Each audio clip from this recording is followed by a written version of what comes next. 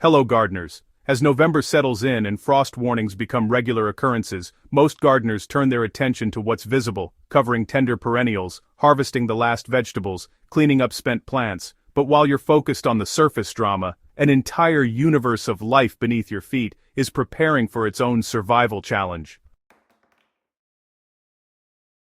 The soil biome that's been working tirelessly all growing season to feed your plants, suppress diseases, and build fertility doesn't simply shut down when temperatures drop. It transforms, adapts, and continues functioning in ways that will determine whether your spring garden explodes with vigor or limps along disappointingly. The actions you take this November to protect that underground ecosystem are perhaps the most important gardening work you'll do all year, yet they're the tasks most commonly neglected or done incorrectly. Understanding your soil's living architecture is, honestly, just essential. Your soil isn't just dirt. It's a complex living system containing more organisms in a single handful than there are humans on Earth. Bacteria number in the billions per teaspoon, with thousands of different species performing specialized functions. Fungal networks stretch for miles through your garden beds, connecting plant roots and facilitating nutrient exchange. Protozoa graze on bacteria, releasing nitrogen in forms plants can use. Nematodes hunt smaller organisms, contributing to nutrient cycling. Earthworms tunnel constantly, creating channels for air and water while depositing nutrient-rich castings. When temperatures drop, this community doesn't die, it shifts into winter mode. Cold-adapted species become dominant while warm-weather organisms form protective structures or move deeper into the soil where temperatures remain more stable. Fungal networks actually thrive in cool conditions, expanding their reach through fall and continuing to grow slowly even under snow cover. Certain bacterial species remain active at temperatures just above freezing, processing organic matter at a reduced pace, but maintaining the fundamental nutrient cycles your soil depends on. The earthworms burrow below the frost line where they'll wait out winter in a state of reduced activity, but remain ready to resume full function the moment soil warms in spring. This winter transformation is, honestly, pretty delicate and can be easily disrupted. Soil organisms that have adapted to cold still need the right conditions to survive, like they need adequate moisture protection from extreme temperature fluctuations, food sources, to sustain them through the lean months, and physical shelter from harsh conditions. Your November actions, really determine whether your soil biome remains intact and functional or suffers catastrophic losses that could take years to rebuild. The difference between a protected winter soil and an exposed, abused one becomes starkly visible when spring arrives. And, well, one garden surges into growth while the other struggles with every challenge. Creating the perfect winter haven, honestly, the single most important thing you can do for your soil biome in November is provide insulation through organic mulch. A layer of shredded leaves, straw, or wood chips about 4 to 6 inches thick, really helps moderate soil temperature fluctuations that can stress organisms adapted to steady conditions. Bare soil that's exposed to November's freeze-thaw cycles goes through some pretty dramatic temperature swings, freezing solid at night, warming up during those sunny days, and then refreezing again. Leaves are November's gift to gardeners and, honestly, maybe the perfect winter mulch. They're free, they're abundant, and they provide exactly what soil organisms need. Whole leaves form an insulating blanket that, allows air circulation while blocking harsh wind and moderating temperature. As they slowly decompose throughout winter, they feed the very organisms they're protecting.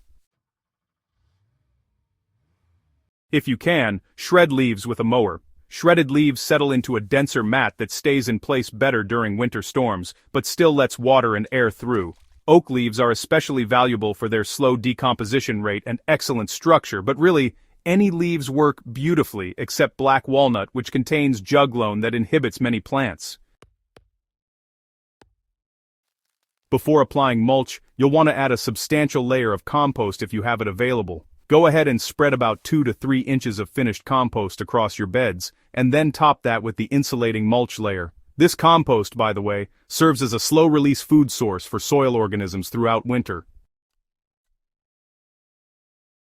As temperatures allow, microbes will gradually process this organic matter, maintaining their populations and making sure they're robust and ready when spring growth demands kick into high gear. The compost also provides habitat. Its loose aggregated structure creates countless tiny spaces where organisms can shelter from cold while still staying connected to the broader soil system.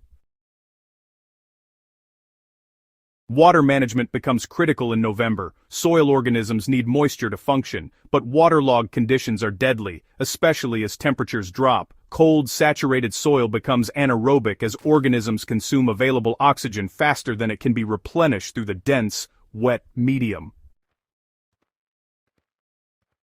Anaerobic conditions, they kill most beneficial organisms and actually favor the harmful ones that produce toxic compounds as they decompose organic matter. So, it's a good idea to check your garden beds in November. They should be evenly moist, kinda like a wrung-out sponge, not soggy or bone-dry.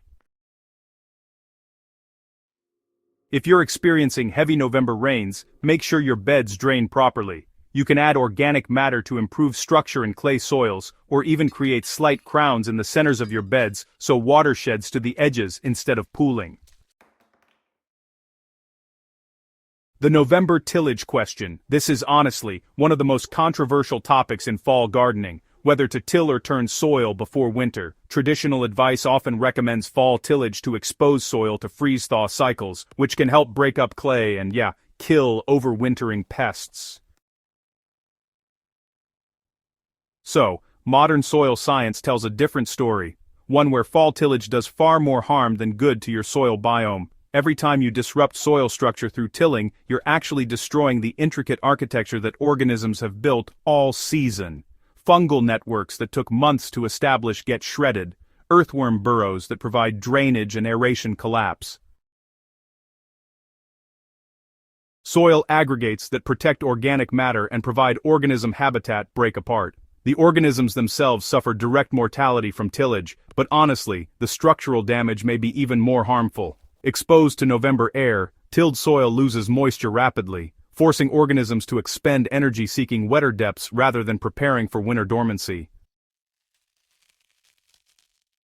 The destroyed structure means less habitat protection from temperature extremes. Those carefully constructed spaces where organisms would shelter simply don't exist anymore.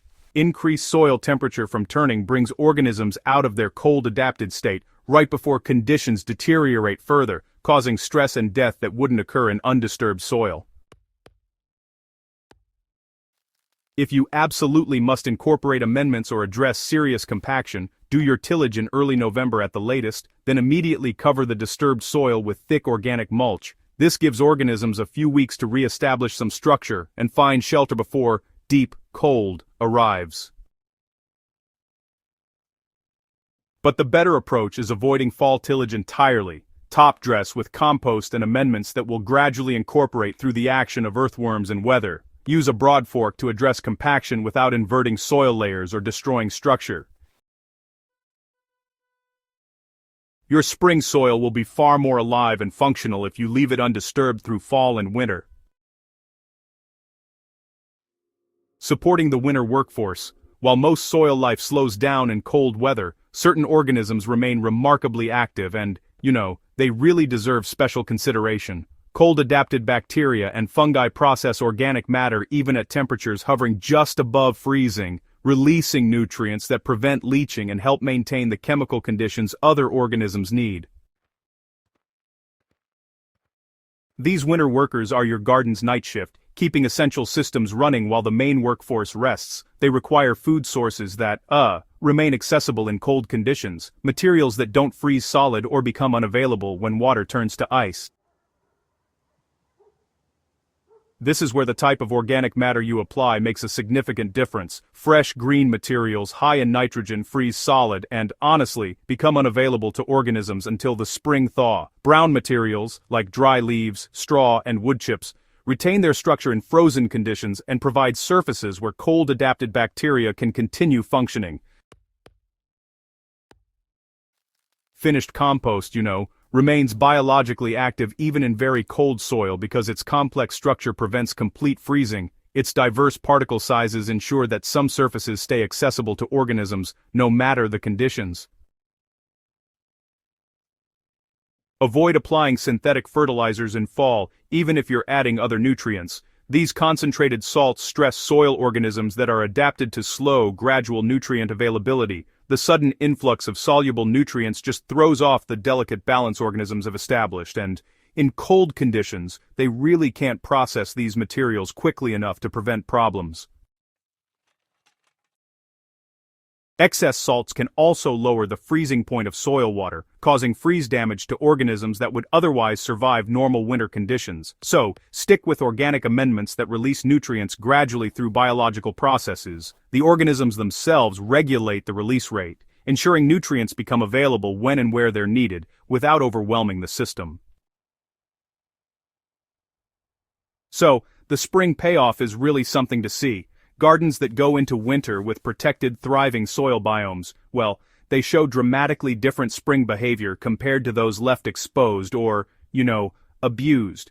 As soil temperatures climb above 45 degrees Fahrenheit in spring, organisms in those protected beds ramp up their activity pretty quickly, since their population stayed robust all through winter.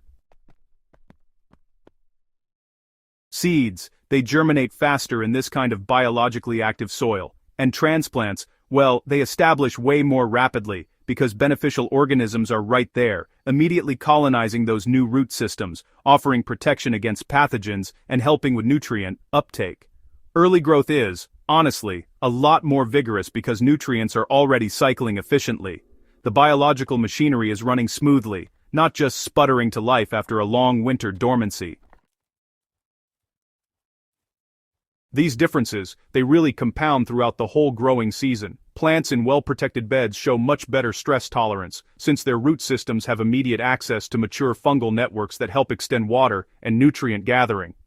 Plus, disease pressure is lower, because those beneficial organisms, their populations stay high enough to outcompete and suppress pathogens. The soil itself continues improving as organisms that survived winter in good condition reproduce quickly in warming conditions, building populations that enhance soil structure and fertility beyond even fall levels. You're not just preserving what existed, you're creating conditions for accelerated improvement. So, take action this November before conditions deteriorate further. Spread whatever organic mulch you can source across every exposed bed, and if you've got some on hand, add compost as well. Oh, and don't forget to protect your pathways from compaction by laying down boards or mulch where you'll walk during wet weather. Be sure to observe your garden through winter. Note where snow melts first, where ice tends to accumulate, and where mulch blows away. These observations will guide your improvements for future years, helping you create even better winter protection. Go ahead and document your November preparations and spring results, then share your findings with fellow gardeners who are working to build soil that gets better every year. If you want more soil-focused growing guidance, subscribe to the Living Soil Lab. We'll help you work with the living systems sustaining your garden. Remember, the health of what's underground determines the success of what grows above. Protect your soil biome now, and watch your spring garden reward that care with abundance you never imagined possible.